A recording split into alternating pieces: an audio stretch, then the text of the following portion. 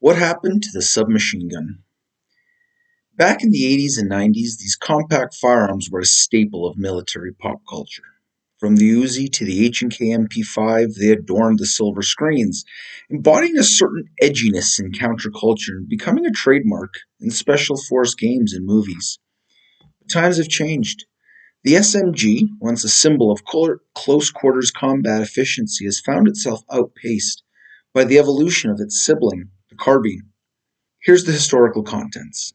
The story of the SMG began in the late 1800s, but gained prominence during the trench warfare of World War I. Soldiers armed with bolt-action rifles found themselves ill-equipped for close-range combat.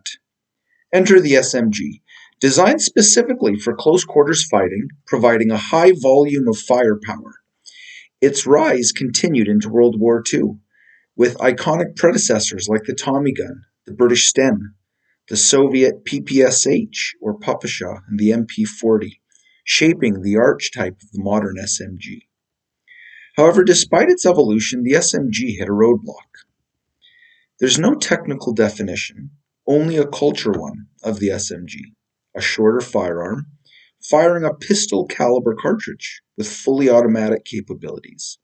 The US and Canada, as an example, have the same automatic fire laws apply to both sub, intermediate, and full-length rifles. Fast forward to the 80s and 90s. SMGs were everywhere, but the landscape shifted since then as carbines evolved. Consider this. The MP5, iconic for its role in close quarters combat, stands at 27 inches in length. In comparison, the Israeli Tavor assault rifle, designed solely for urban warfare, measures at 28 inches and fires the 5.56 intermediate round. The carbine's versatility and firepower started to encroach upon the SMG's territory. As carbines took center stage, SMGs saw a decline in their primary use. The SMG originally was intended for high volume fire in close quarters. They found themselves replaced. Their use, however, didn't disappear entirely. SMGs became tools issued to individuals whose roles didn't necessitate a primary firearm. Think tank crews, vehicle crews, pilots. In outside military force, think of the Secret Service. You'd never offer an Air Force pilot a full carbine, but you can't issue them a handgun. They'd need more firepower and a larger volume of ammunition, and the more accuracy than a handgun can provide. Carbines bring forth advantages over the SMG.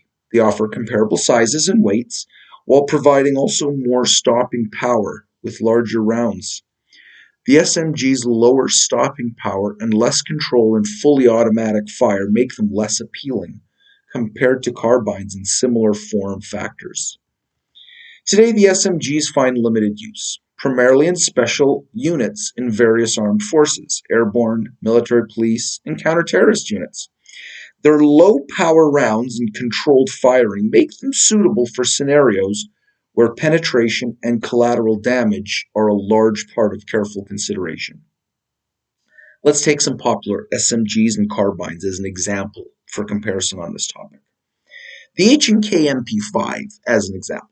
It was invented in 1964 and issued in 1966. It's 5.5 pounds, 27 inches overall, and fires the 9mm parabellum round at 800 rounds a minute. Anything faster than that in firing is considered to negatively impact a user's accuracy. It has a barrel length of 8.9 inches and an effective range of about 200 meters. Let's take a carbine that was invented before the MP5, the AKMS, which is the carbine version of the AKM. On a side note, the AK-47 is used by people that know nothing about guns when they talk about the AK platform. The AK-47 gave way to the AKM very early on, which gave way to the AK-74. Regardless, the AKMS, the carbine version of the AKM, was invented in the 1950s and issued in the USSR in 1959, so it predates the MP5. It's 3.5 pounds, lighter than the MP5, and it's 26 inches with the buttstock closed. shorter than the MP5. It fires the massive, powerful 7.62 by 39 round at 600 rounds a minute. It has a barrel length of 16 inches, which is almost twice the barrel length of the MP5, and it has an effective range of 400 meters. Let's take a very popular carbine, the M4A1. It's the most internationally issued carbine. Only the AKM has actually been produced in higher numbers. The M4A1 carbine is 6.5 pounds, only slightly heavier than the MP5, and an overall length of 30 inches, 3 inches more than the MP5. It fires the 5.56 round at 970 rounds a minute. Due to the M4A1 being a short-stroke gas operating system, it has the same felt recoil as the MP5. It has a barrel length of 14.5 inches and an effective range of 550 meters. While the MP5, MP7, Uzi, and FNP90 still see official deployment around the world, they've transitioned into personal defense weapons rather than offensive tools. The shift reflects the changing dynamics in combat scenarios. The submachine gun, born out of the necessity of the trenches, soared in popularity through the world wars and pop culture. However, its role shifted. As technology advanced and warfare evolved, the carbine emerged as a more versatile, powerful, and adaptable weapon. The SMG, while not entirely obsolete, has found its new role. It's a niche tool in specific scenarios where its unique attributes still hold value in the changing world of weaponry.